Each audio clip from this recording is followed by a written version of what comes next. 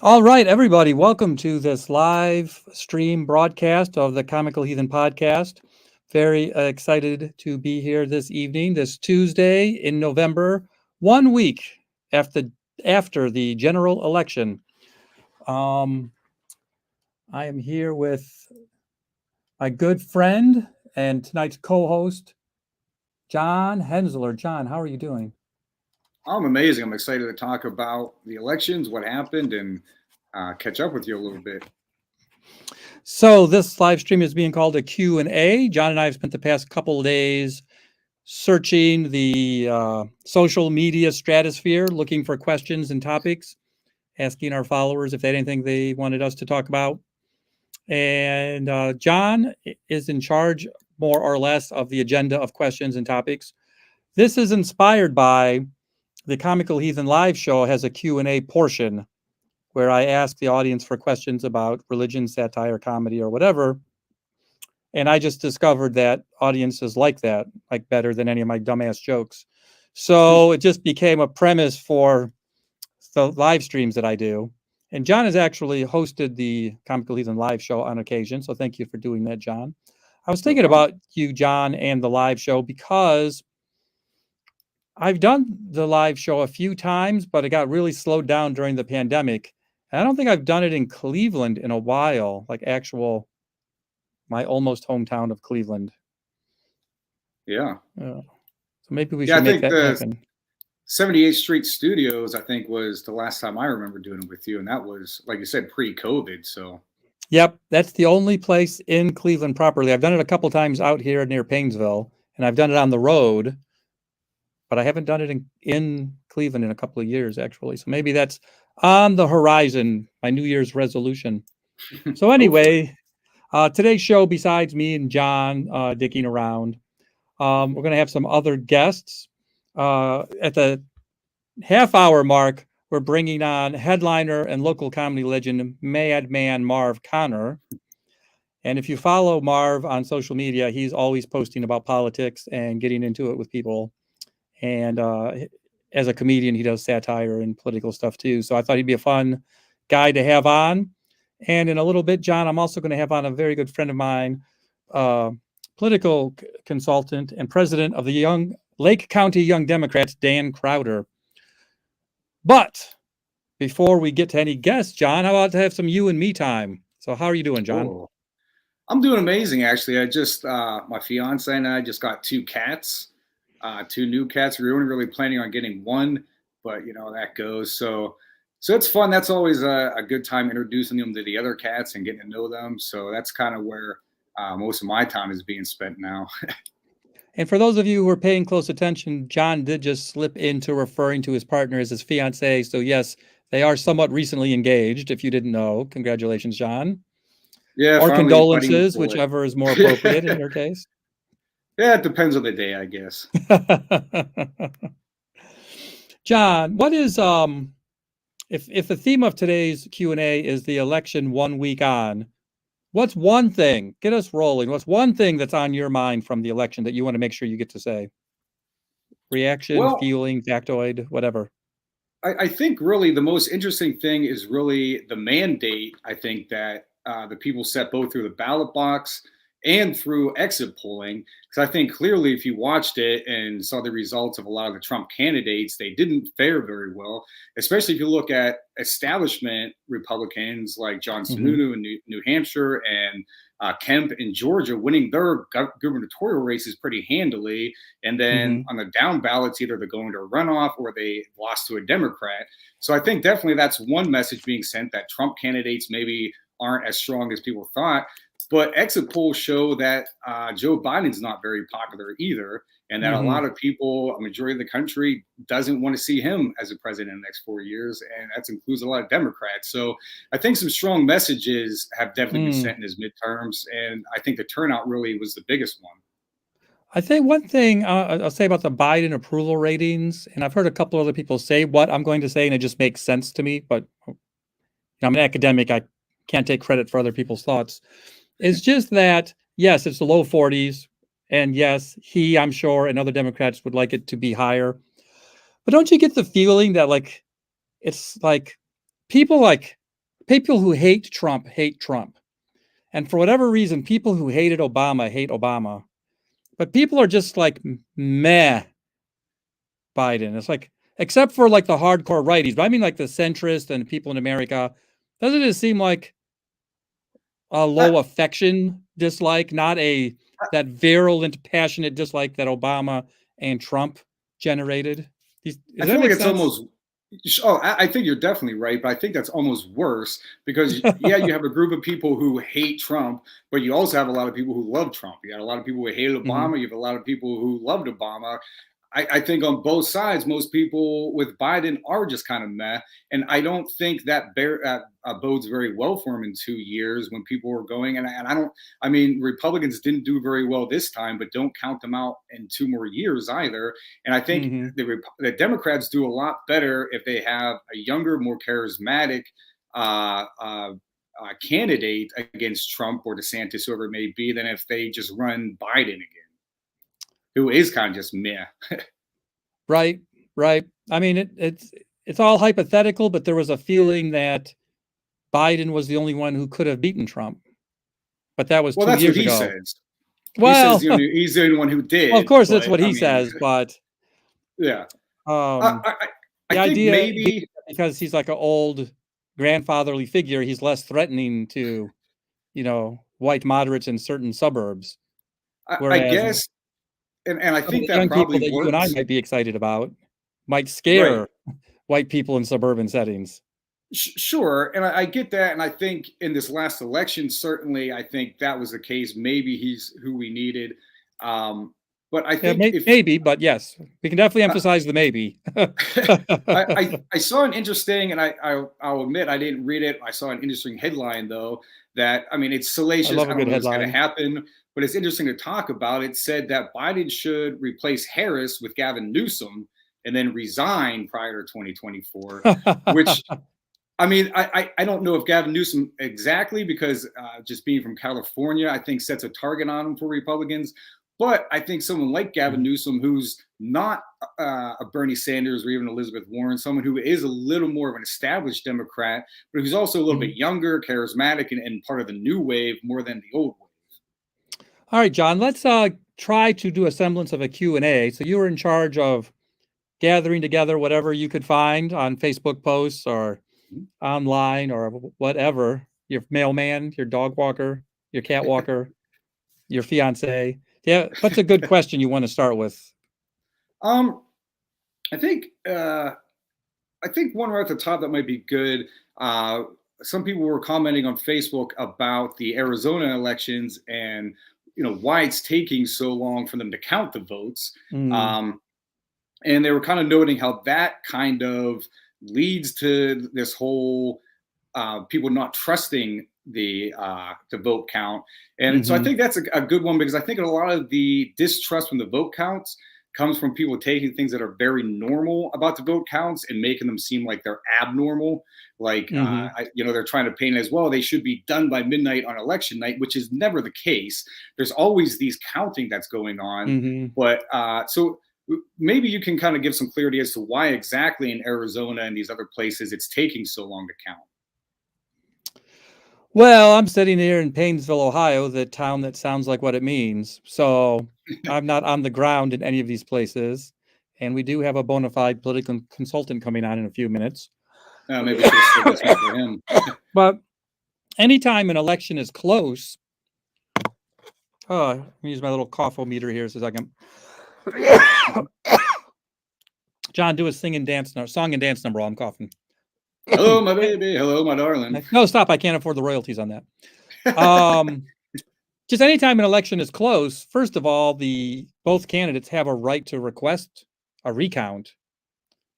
And also, anytime an election is close, the absentee ballots and overseas ballots become decisive or could be decisive. So they have to count every vote. So if you believe in a democracy where they count every vote, then you have Which to you should. also wrap your arms around the idea that sometimes it takes more than 5 minutes to count every vote.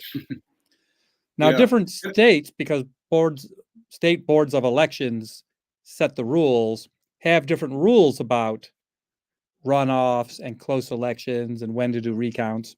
And I think that also adds just to the chaos, because a person could sit in Ohio where we do, I believe, plurality voting, which is just whoever gets the most wins, end of story.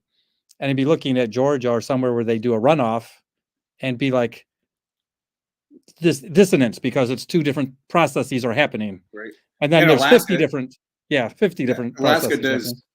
Alaska does ranked choice voting, which is a whole different, and that takes and I mean, if you look at Maricopa County, and this was kind of my answer to the person who asked it, was I mean that's one of the largest voting districts in the United States, and their Mm-hmm. point was, well, so is L.A. County and New York and Harrison County in Texas, and my point was, yeah, they got their votes counted, but those races weren't as close.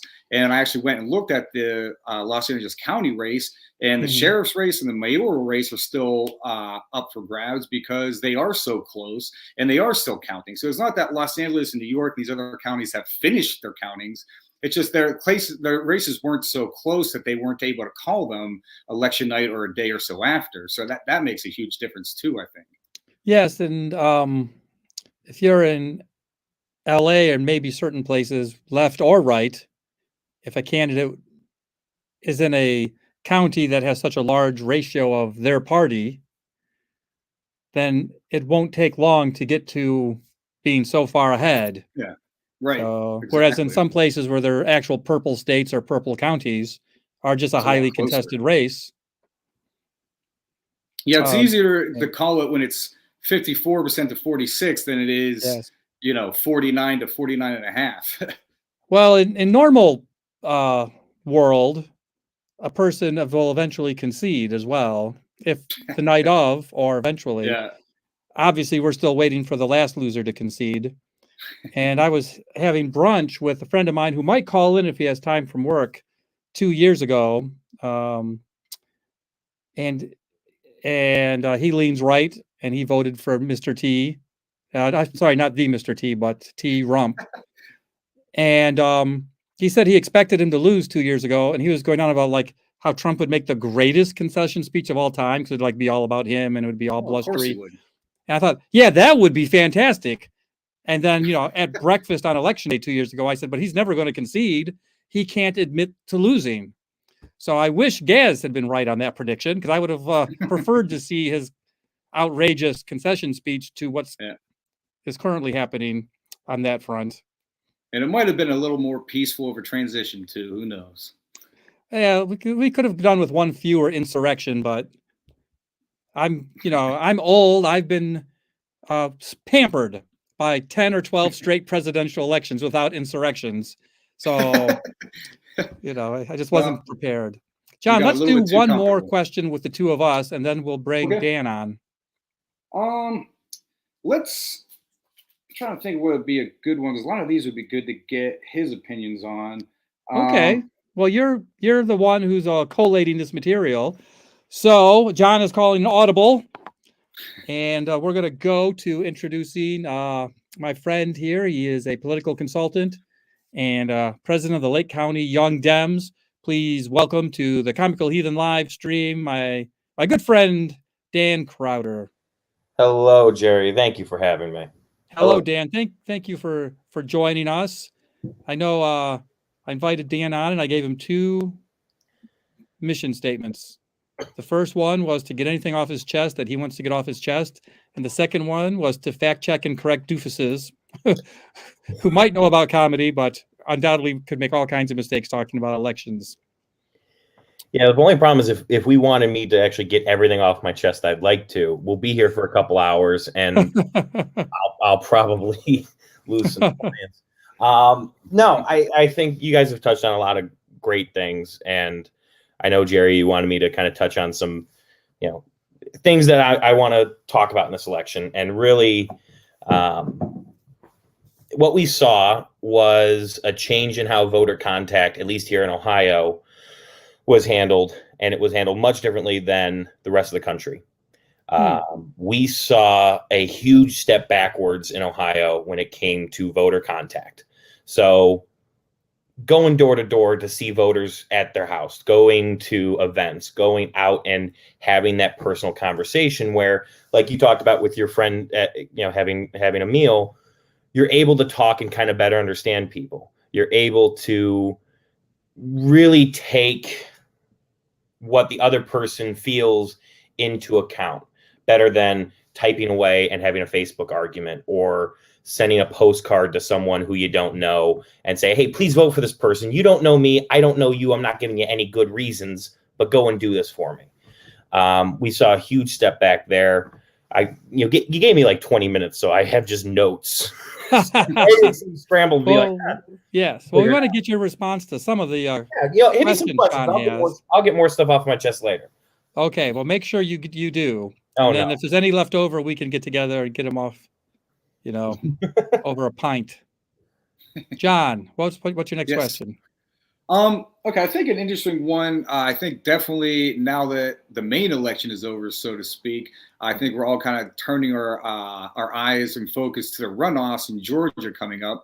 And I'm wondering if we can look back 2 years and look at the runoff elections with Ossoff and Warnock 2 years ago, and if we can kind of predict what we should be able to see, or if this is just a completely different scenario and there's really no way to tell.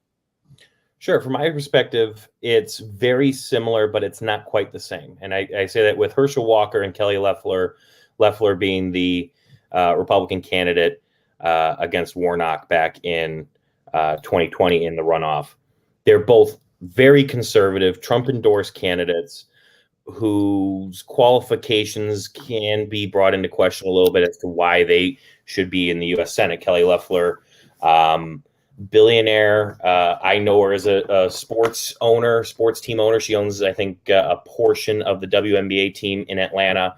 Herschel Walker, NFL running back. That's their qualifications. And what we're seeing is a very close race due to the 50+1 law in elections in certain states. This runoff law, if you don't get 50% plus one vote or better, you have to go into this other run where there's only two candidates, which will kind of force that to happen.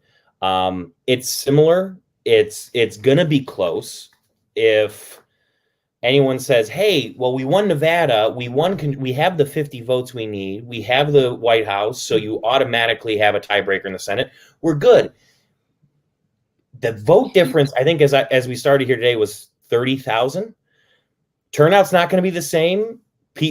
Every organizer from Washington to Maine to New Mexico to Florida are all going to conglomerate into Georgia.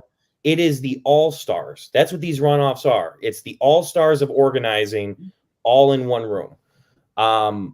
It's going to be close, but you can use a lot of predictions. If you made me make a pick today, I'd take Warnock. I'd ask to get a half a point. Using the campaign in me, I'd ask to get a half a point here. Having a Senate where the Democrats have 51, I think is immensely different than the 50-50 split, given the numbers we have. I mean, it might only seem like one, or in a way it goes from even to a spread of two, right? 49 to 51. Especially when you consider Manchin and Sinema. Yes, exactly. Yes. And then on top of that, this is going to be with a Republican-led House, and who knows what legislation comes out of that. So I would rather have batshit crazy legislation from the House have a 51-49 buffer zone than a 50-50 buffer zone. Well, and it was just confirmed not too long ago. Kevin McCarthy has held off his challenger. I think it was Andy Bevin. So he will be the next Speaker of the House. Not saying that everything he has promoted within his party is batshit crazy, but a lot of the things that he's allowed to happen certainly look that way. Well, I learned something the past 48 hours, and if I got this wrong or got the back end of the ass somehow, but I was trying to see how the so-called Freedom Caucus fared in this election cycle, because they lost some seats and they won some seats, so I didn't know like what the net gains or losses were for them. And we can talk about that. But the thing that I learned is that the Freedom Caucus itself is like a secret society. A little bit. That they don't publicize or publish their members' names. Only those who like self-identify as members of the Freedom Caucus. And sometimes people out each other. Like I was just at a meeting with my fellow Freedom Caucus, brother, blah, blah, blah. But I find that also, like, let's just say a lack of transparency about who's even in the Freedom Caucus to be as disturbing as anything else about the Freedom Caucus. And what are you ashamed of? If this is what your ideology is and what your politics is, what are you hiding from? Your voters, I guess. Yes. Hey, speaking of hiding from voters, Dan, how about you and I are here in Lake County, Ohio. When Sure. I moved here in 2008, I was told that Lake County was a bellwether county that could be used to predict elections. I don't think it's that anymore. So for context there, and I don't believe I have this stat wrong. Okay. Lake County it matched up with the national results. The winner of Lake County also won the country, I want to say, since JFK. Up until 2012, when Mitt Romney won by a very thin margin. Ultimately, I think he still lost the state, and everything of that 62-year cycle goes away. And from there, Trump wins handedly in 2016, so he does get that marker back, only to lose it in 2020, where he wins Lake County but loses the presidency, as we well know. That bellwether change is really a demographic change. It's okay. Lake County, historically, specifically on the West End, was a lot of union families and blue collar workers that supported the Democratic Party because the Democratic Party gave them the best path forward and the best opportunity to provide for their families and be safe and secure. And now a lot of those households have stayed but aged, and their needs have changed and their wants have changed. And it doesn't match up necessarily with what the national message is. But the beauty of partisan politics, the only beauty of partisan politics, is a party locally is meant to address those needs. It kind of fall under, here is the requirements of the Democratic Party nationally. Great, awesome, there they are. And then if you drill down a little bit, here's the state, which is a little more focused. What's meant to be is right below that is 88 counties that all treat, 88 here in Ohio, other states are different, but that all focus on the issues that directly affect the people in their backyards.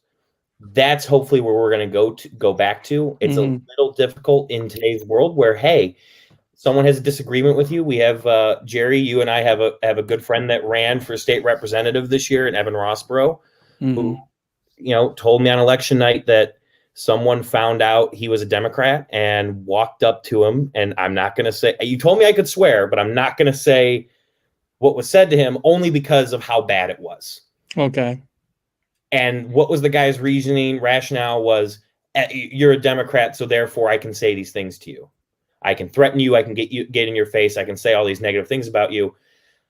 If the guy took 15 seconds to listen to Evan, he'd realize that everything he's proposed, everything he's talked about would benefit this guy's life. I don't know him personally. I just know what was being talked about.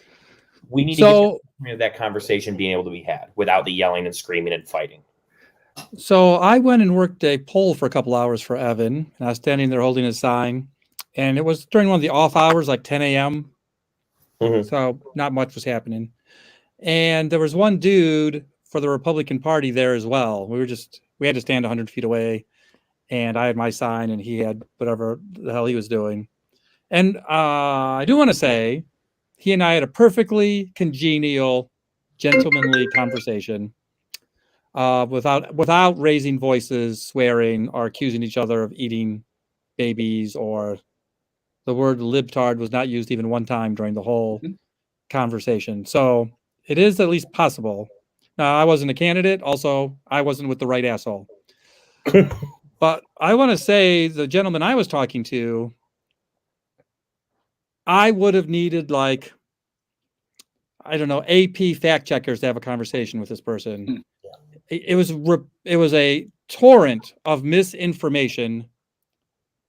To be fair, I won't say that everything he said was incorrect, but the vast majority of everything he said was incorrect. And since he said so many incorrect things, I just want to tell you one of my pet favorite ones. And to make it clear to the 12 regular listeners of this podcast, I am not making this up just so I can then say a dumb joke, although there may be a dumb joke at the end of this. I swear to Dionysus, the god of theater, which is the only god I believe in, that this was a real conversation. And the person, we're talking about homelessness in Painesville, and then he brought up, according to him, as the Bible says, if you give a man a fish, he eats for a day. And those of you who know your Bible know, John, the Bible says no such thing. And again, if I had corrected everything he said, all I would have been doing was correcting. I probably would have been called nasty names. So for me, I just turned it into like, yeah, but you're still supposed to feed the guy, right? Like, you're not supposed to not give him a fish and let him die of starvation. You're actually supposed to feed him. And then that's more the biblical message if you read the Bible. Yeah. Feed the poor, not chastise them. And so I was went home and fact checked myself because I don't think that's in the Bible. And so I don't know if John or Dan, have you come across, I did a little bit of research where this expression, the actual like quote, comes from. Where it comes from? Oh, I have no clue. I know it's not from the Bible, but no, I just put a scroll on the bottom of the live stream that is for quoteinvestigator.com. And in 2016, they wrote an article about this. And in the 1800s, there was a writer called Anne Isabel Thackeray Ritchie. Oh, her? Who wrote a novel. And in that novel, that there was a character who said this. And that is the first known use of this quote. A novel from the 1800s. Bit after the Bible. Yes. A little after the Bible. A little after the Bible. And the phrase caught on just for historical reasons after how the book was published, because they used to publish novels in like chapters in magazines. And so it just made it kind of like a pop culture thing when it came out, 15 Minutes of Fame. But the quote stuck. And I think arguing with a lot of Republicans online in real life, I think they like to use a lot of truisms like that. Like that's not wrong. Like it is better to teach them how to do something so they can survive on their own versus, just giving them something. It's not bad advice, but to use it as like the way that they do as a way to shut down, hey, like we need certain social programs so that people have time to go fishing. Right. So that, so that people actually have the capability to go learn how to fish. It literally means the opposite of what they're saying that it means. Because what it's about is preventative charity. It's about getting ahead of a crisis by setting up things such as fishing lessons and job hunting skills and places where people can eat before they're homeless or dying of starvation. And maybe a babysitter so you can learn and go learn. But it reminds me of another biblical expression, John. Perhaps you've heard it. If you give a man a vote, he'll vote for one day. But if you take away his vote, the odds are you're a Republican. That's in the Bible, by the way, in case you didn't know that. So Jerry 3:15. Yeah, absolutely. So hey, go ahead, John. Well, I was going to see if I can throw out another question real quick, or if you were wrapping up, or. Well, we have one more guest to bring on, so let's bring in this one more guest, and then have your question ready to go. That works. All right. We're going to have our special guest coming in at the half-hour mark. Akron-based, 2-time history teacher, 1-time professional comedian. Welcome to the stream, Mad Marv Connor. Thank you. With my hippie background, I got it all going on here. Hell yes. Liberal. I'm not. How liberal are you? Well, not enough. Yes. No. Think of Bernie Sanders, and I'm a little left of that. That will give you some bearings. I mean, look at my haircut. I told my barber, give me the sexy lesbian. You're doing quotes. I was watching Morning Joe, and it said they asked Pat Buchanan about why when when Kennedy stole Illinois, why didn't the Republicans complain? He goes, because we stole Kentucky. See, we need that kind of moderation back in politics. We need Yes. that would have been good. Dan, you're Dan. Sorry, Dan. This is Marv. Marv, this is Dan. Marv, Hi, Dan. you're a two-time history professor. What do you think is the historical significance of the 2022 elections? Marv? Oh, me. Okay, I thought you were. Sorry, I asking did Dan. say Dan's name in there. I think You did. I am not a history professor. I want to make that clear. I never. well, the big thing is, you know, everyone expected Republicans to do so well, and we're all shocked that they didn't. I think what it means is this new generation of, from what I'm seeing, I don't know, have the data that says more young people voted, but it looks like Gen Z came out, got off their ass, and came out and made a difference in the election because they wanted to keep democracy. Because we were all telling them democracy is at stake, and from what we can tell, it was, because they were saying we're not going to let Democrats win any more elections if you win in this state or that state. So they came out and they made a big difference. And I think what that means is our politics is going to be more vibrant, more alive, and people will probably get closer to what they actually want politicians to do if they get involved. That's what I'm hoping to see. And some of these close elections in purple states, or even things that might have gone Republican in another year, I think choice was on people's minds. Exit polling showed that was one of the top 2 or 3 top issues on voters' minds. Dan, do you have any statistics about either of these demographics or other voter trends we should be aware of? So we won't know for certain in terms of that sort of age breakdown until we get into the election certification in probably another 10 days or so.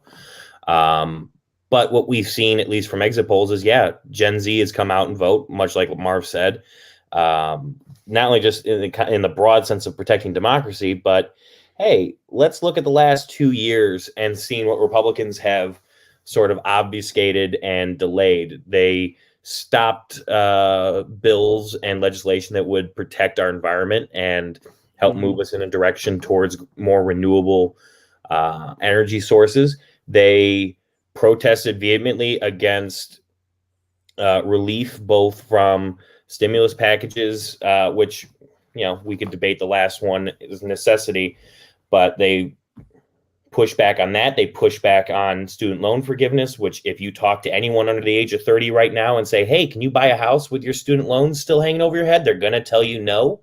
No wonder our housing market is what it is right now. You look at people and they also say, hey, my future doesn't look that bright with these other guys.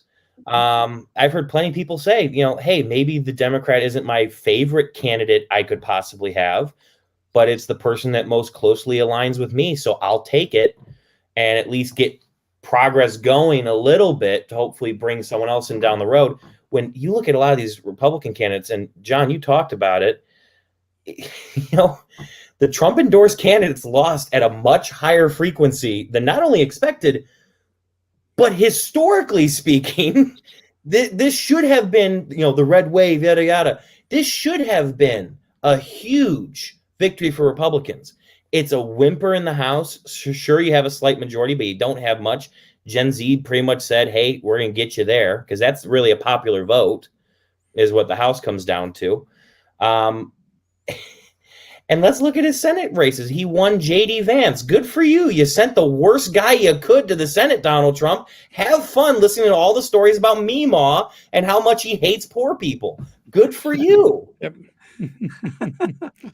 You can tell I really hate JD. Jerry, you want to get some things off my chest. One thing Absolutely. Months and months ago, I was at a leadership summit for the Democratic Party and listened to a whole day of panels and what have you. And eventually I got up to speak about the Young Dems and fundraising.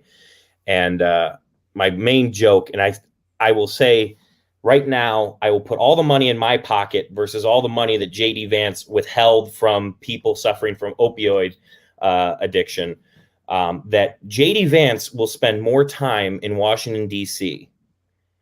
than he will in Ohio. I will also challenge that J.D. Vance will spend 10 times more time outside of the state of Ohio in his 6-year term than he ever spends here. That's the guy that Ohio sent to the Senate. He doesn't care about us. He got the hell away from here the moment he could and just came back because his buddy gave him $15 million to go to the Senate. We could have go ahead, Dan. No, I said we could have had Tim. We could have had Tim Ryan, who actually gives a fuck. But we got JD.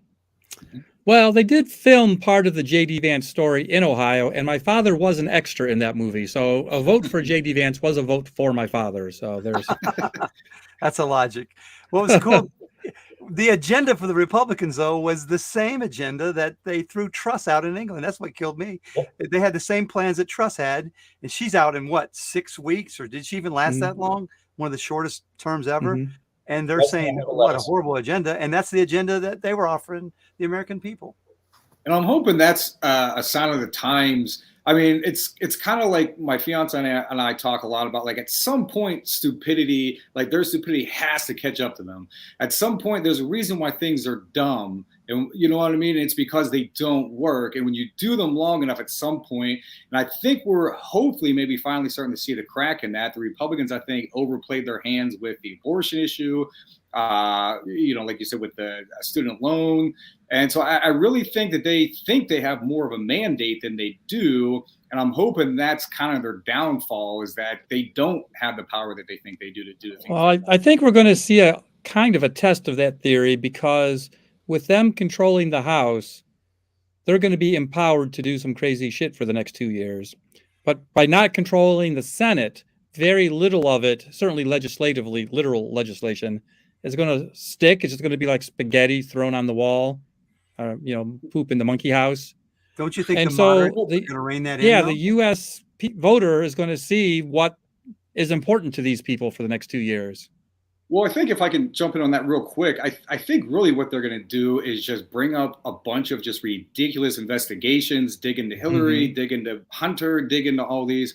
And I'm hoping what happens is the American people watch this and compare and contrast it to the January 6th and the impeachment hearings, and realize, okay, those were actual hearings. Those were actual people bringing forth evidence, bringing forth facts, bringing forth reliable witnesses that bring forth more evidence and facts.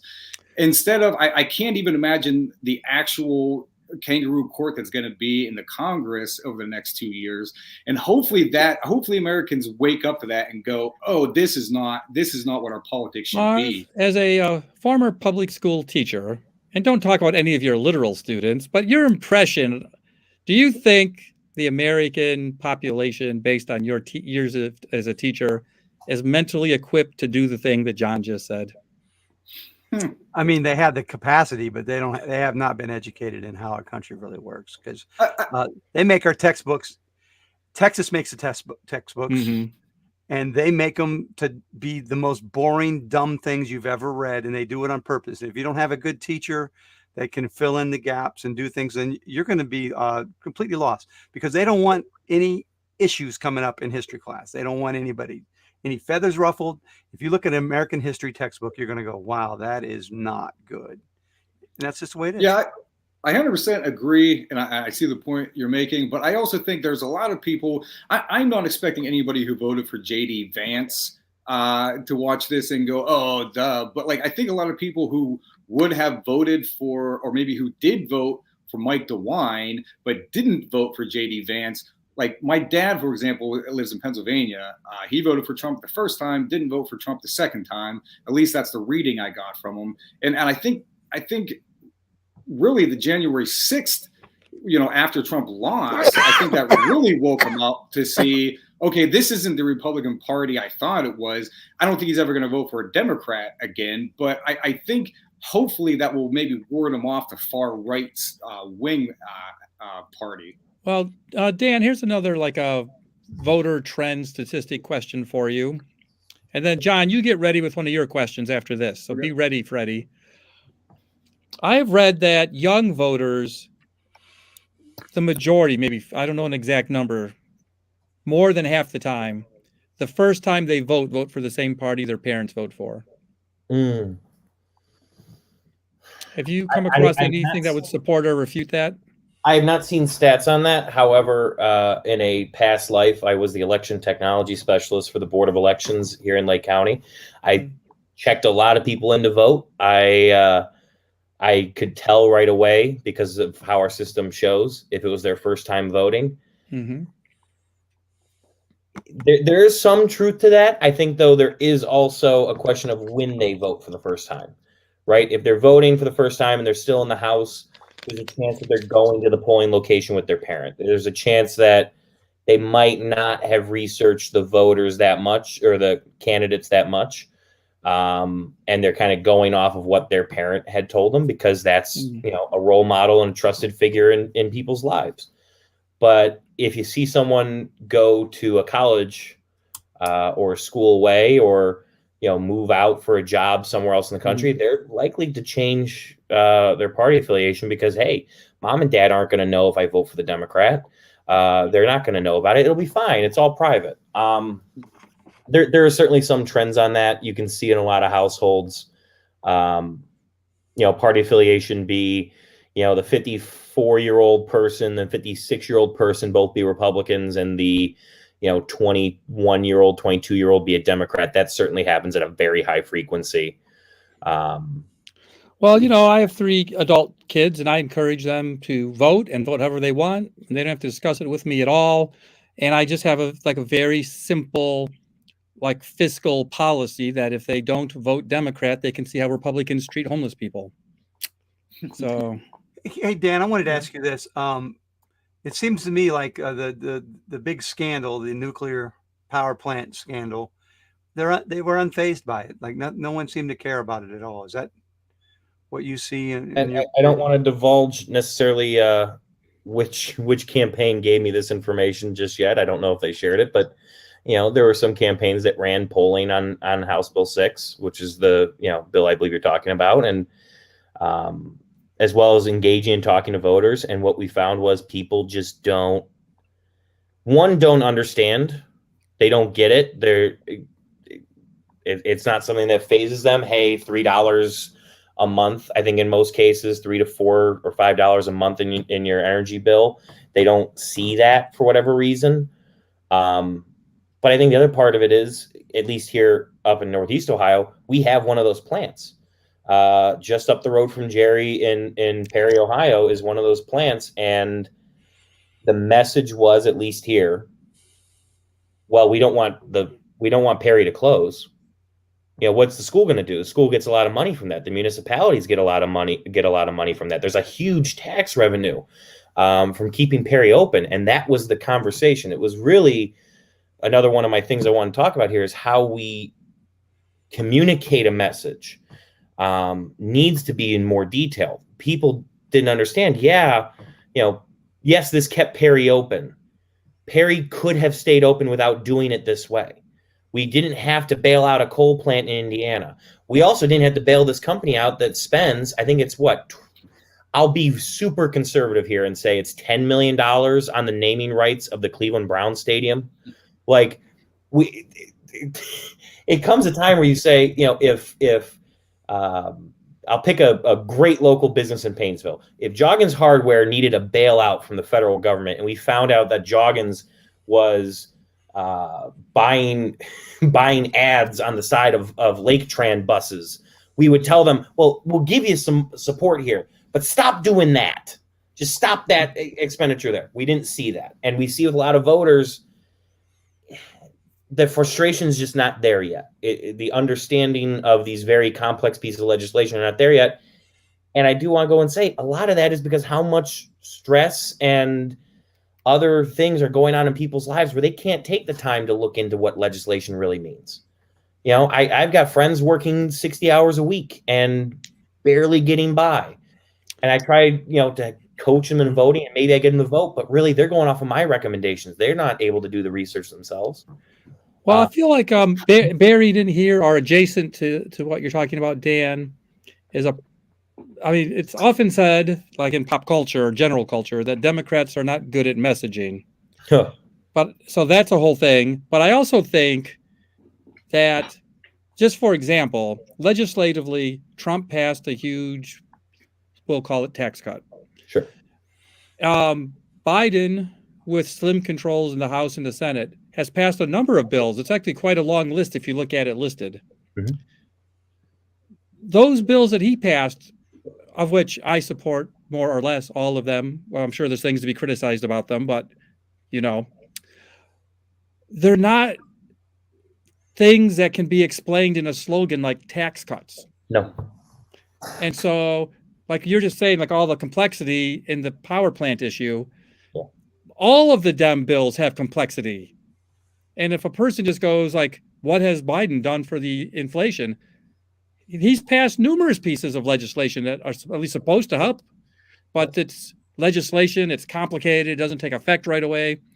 Whereas Trump and Republicans can go tax cuts, and then everyone goes, For those of you listening at home, I just nodded like a simple dog, by the way. So if you get the visual of how a simple dog nods, that's what I was doing.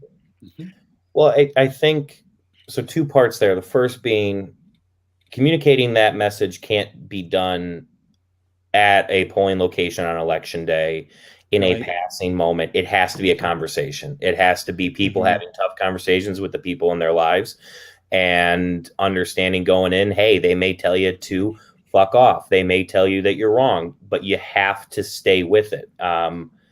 I had a conversation with a friend of mine months ago where we talked about a mutual friend that we're both trying to just get through to them. Like, hey, man, you can do this. We know you're smart enough to understand this concept here. And this other friend was getting ready to give up. And I told him, we can't. You just got to keep trying. You got to keep trying to just come from a place of love and kindness and say, hey, let me just not sway you, just inform you. Here is what Biden has done to fix this issue. Here is what can be done to solve this. But to the other point,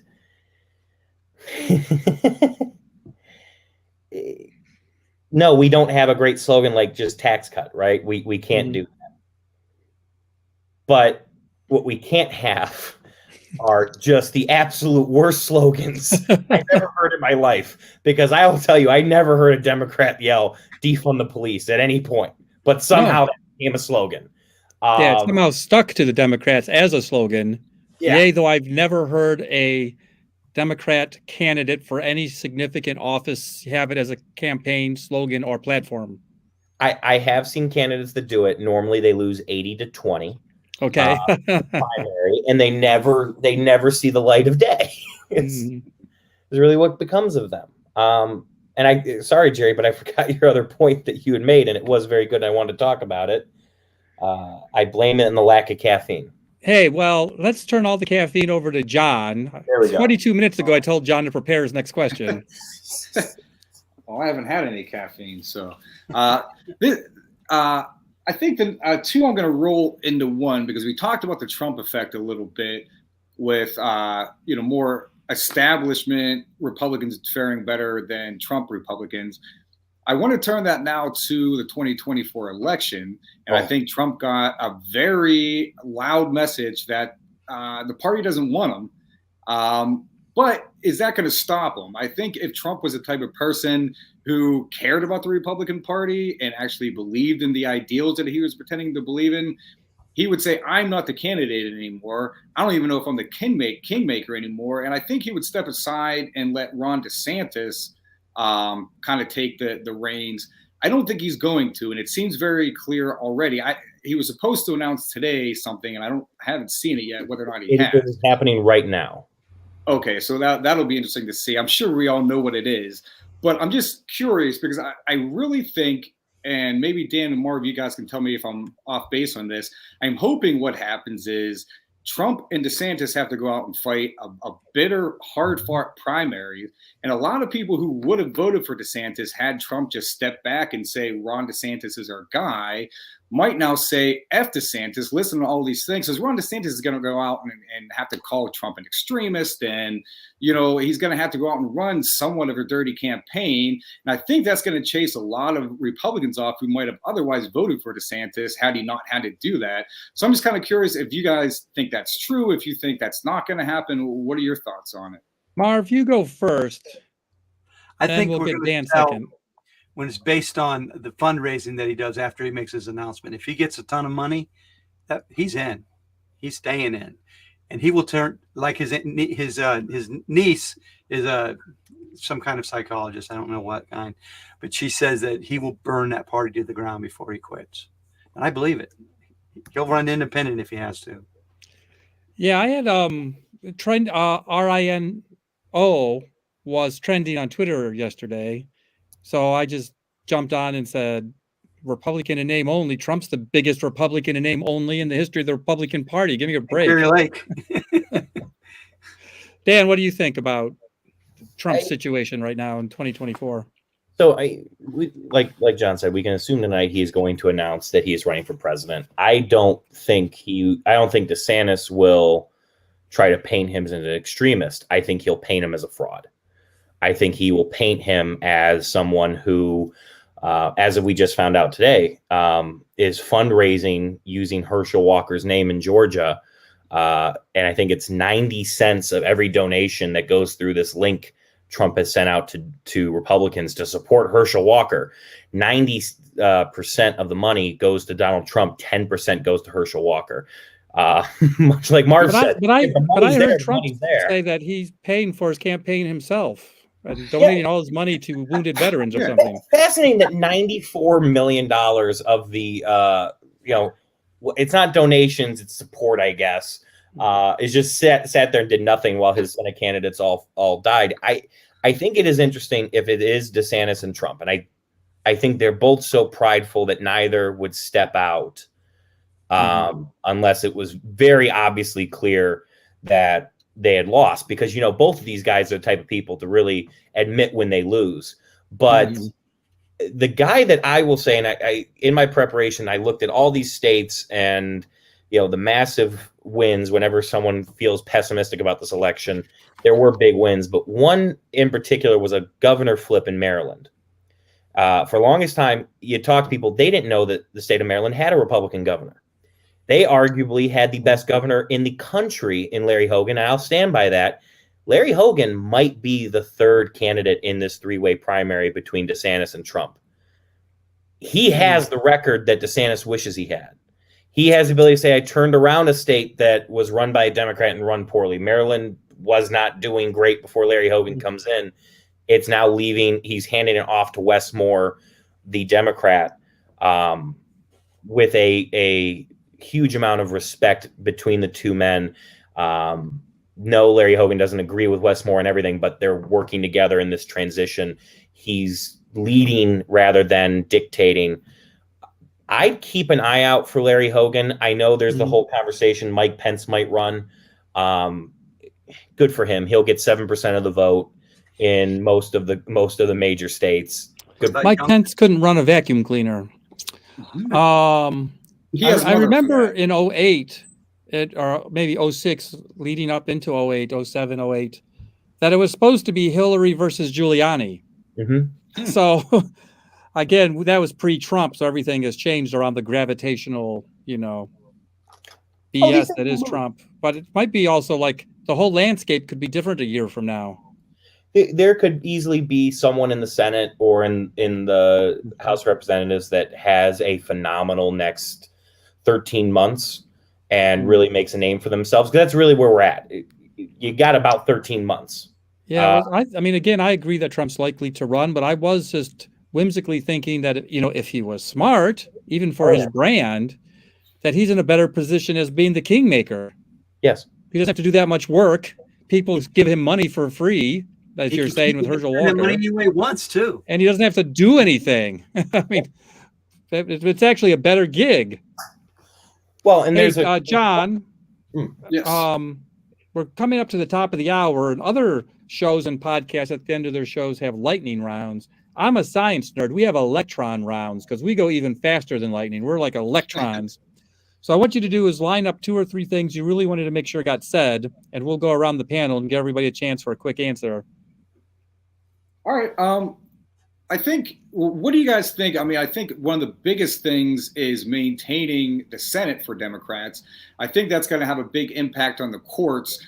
What do you guys think going forward? How important is that to Democrats moving forward, is being able to put federal judges on benches? Me? Marv. It's huge because right now we're seeing these Trump judges come up with ridiculous rulings against everything. And they're going to dominate the landscape with the rulings because they're going to be so far out of line with the rule of law that we're going to have to counteract it with just more judges that can overrule them. Dan? No, and it's huge. And I'll go one step further there and say, if there is a Supreme Court vacancy over the next 2 years, Joe Biden will get to make that appointment, and the Democrats will get to affirm and get that person onto the bench. So that is huge as we lead up into the next election here, especially since, if we remember correctly, back in 2016, the delay, or I think it was the delay of a Supreme Court nomination for Merrick Garland became really dependent on Mitch McConnell as Senate Majority Leader. We will not ever have Senate Majority Leader Mitch McConnell again here in the United States. That is certainly a huge impact. Well, my one sentence history lesson for the kids at home is Newt Gingrich murdered Congress, and Mitch McConnell's been fucking its corpse ever since. Jesus fucking Gross. Christ. Gross but accurate.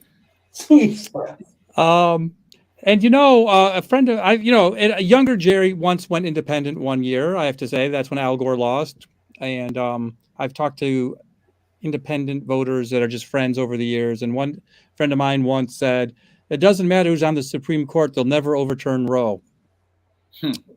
And I think we've learned that we cannot trust those sorts of old-fashioned wisdoms any longer. Who is on those Supreme Court matters, it turns out. Yeah, they are not afraid to use their power. No. John, next electron question. I guess maybe, I don't know if you're familiar, I don't know how quickly you can wrap this up, but Merrill versus Milligan is like leading in with the courts as a big court decision that was brought to the courts in February and is going to be, got stayed till after the election. I don't know, Dan, are you familiar with this at all? Because I can go into it real quick. But basically what it is Alabama could have redistrict 2 districts to be majority black districts, which according to the 1964 Civil Rights Agreement bill, they have to do that if they're able to, but they rolled it into just 1 district. 3 federal judges, 2 being Trump-appointed ones, ruled that was unconstitutional, or most likely unconstitutional. The Supreme Court pushed it until after the election, and they're going to rule on it. They heard arguments in October. They're going to rule on it in December. Can you tell me just how big this is? Just the fact that they didn't rule on it in the first place, and what it would be if they overturned this decision by the lower courts? So I have not read that. It is on my docket, but I have not read it in its entirety, so I don't want to give an opinion yet. I'd be happy to talk about it. So, the court case is going to be huge. John and I were talking about before we went on the air. But just to touch on the same theme, Ohio's having its own redistricting controversies. I remember 9 or 10 years ago, I don't know if I'm old and feeble-minded now, John and Marv and Dan, so help me out. Didn't Ohio pass some rule that the next time there was going to be redistricting, they were going to make a panel of 3 Republicans, 3 Democrats, and a judge, and do it in a bipartisan manner? Isn't that what was supposed to happen? That sounds vaguely familiar. And then nothing like that occurred in the past 2 years. So what the fuck is going on with Ohio redistricting? Maureen O'Connor tried to enforce it, and they shut her down. Okay. They shut her down. And, she's never been I've never been a huge fan of her rulings or anything, but she tried to do the right thing for Ohio, and they have the power, and they're using it. Well, my fear really is, when you look at authoritarian takeovers of countries, the thing they try to do is delegitimize the courts, pack them with loyalists. And then once they have enough loyalists in, they just pass laws and then don't challenge them. And, I think this is what we're kind of seeing. There was an issue on the most recent Ohio ballot that took secured bail reform kind of off the table. Kind of took the courts out of that and made it all about legislation. So that really, to me, is what happens when authoritarians take over, is they render the courts useless. Dan, what do you think about the redistricting foobar in Ohio right now? Well, and it's not even just Ohio that does this, and I do want to play the middle as much as I can. We see this in all states. We saw it in Illinois that did the opposite of Ohio, right? Ohio kept proposing Republican heavy maps that were not proportional to the vote from the 2018 or 2020 elections. We saw the same in Illinois. We saw the same in New York. Frankly, these are processes that should be handled by people who don't have a stake in the game. This is why a lot of countries call in when they're writing constitution, when they're writing very important legal documents, when they're going through these important processes, to have a mediator, to have professionals come in to try to lead the way. And Ohio tried, right? I want to give them credit. Ohio had independent map makers come in. The Republicans threw those maps out really quickly. I looked at them. They seemed pretty good to me. They seemed to follow all the rules. I don't know what the difficulty was there in understanding, but we certainly need a better path forward on redistricting. Like you said, we passed a law to fix this thing, and somehow that's not doing enough. I don't know what's going to take. Now they have 3 more Supreme Court judges, so it's not going to happen. No. Hey, so Dan, on comedy podcasts, we always end by people plugging shit they have to plug. Oh God. I think in the post-pandemic world we live in, me, John, and Marv have all started performing way less than we were a couple of years ago. John, you got any appearances you want to plug coming up? Open mics I'll be at. So if you're in Cleveland and you find an open mic, I'm going to try to get to some. So if you want to see me tell really bad jokes, come to like Taco Tontos or LVT or something. Hey, Mad Marv, what do you got? I know you started a new podcast. What's that about? It's Unsuitable Language. It's John's podcast. We're going to get together and start. Our first one's going to be about the elections. So you're just warming up with us. Yeah, that's John Wellington. I got all the information from Dan and John and you now. I can use it. Is that with John Wellington? Yes, John Wellington. Yeah. Unsuitable Language. We're going to. I think we might be airing it Thursday, but I'm not positive. We still have to. We have to do another meeting. So everybody, watch out for Marv and John's new podcast. Dan, you got anything you want to plug? Yeah, I'll kind of loop back to something you talked about earlier in the show. Housing insecurity, homelessness. Yes, you had that fun conversation with the gentleman at polling location. I want to plug real quick Lake County's Extended Housing. Does a lot of great work connecting people with housing opportunities, a fresh start. Does not get talked about enough. Housing insecurity consumes all factors of a person's life. If you don't have a safe place to stay, it's hard to have a safe place to go to work. It's hard to be able to support yourself. So Lake County Extended Housing, definitely. And because it's this time of year, the Greater Cleveland Food Bank, the Greater Cleveland Food Bank, the Greater Cleveland Food Bank, which supports Cuyahoga County, Lake County, Ashtabula, Geauga, all of Northeast Ohio.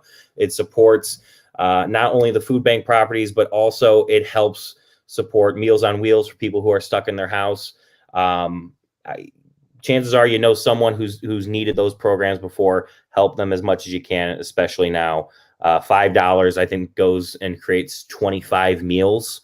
You do not have a better return for your donations. So Greater Cleveland Food Bank, please support. That's all I got.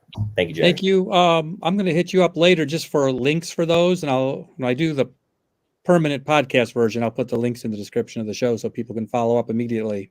Thank you so much. Absolutely. Thank you, gentlemen. I am trying to, my New Year's resolution for 2022 was to finish my satire book by the end of the year. So I got 6 weeks to go and I'm getting that book done. So that's my number one goal. So hopefully on January 1st, I'll have some kind of announcement. Other than that, the Comical Heathen coffee mugs and merch can be found at Jerry's merch shop on Etsy. And it just remains for me, your host, to thank my guest today. John, thanks for being my co-host. No problem. And Marv, thanks for being our special guest. Had a blast. And Dan, thanks for coming on and being a voice of reason and knowledge in our otherwise frivolous conversation. I hope I didn't make an ass of myself.